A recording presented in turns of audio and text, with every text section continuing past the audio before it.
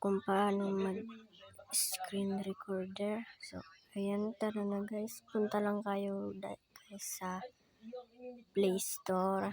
Wait lang natin guys kasi bagal yung internet natin. Tapos tap nyo lang to search, tapos search nyo ang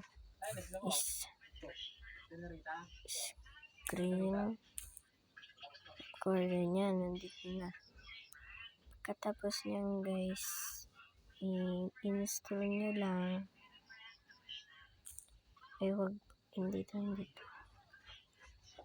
dito. Then install lang yan.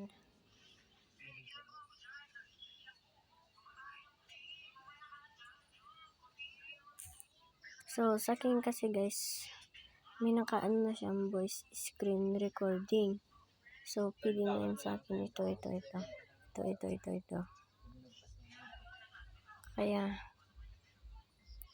na lang po yung bahala kung paano mag-access nitong screen recorder. Tinuro ko lang po kasi sa inyo kung paano mag-screen recorder, paano download. So, bye!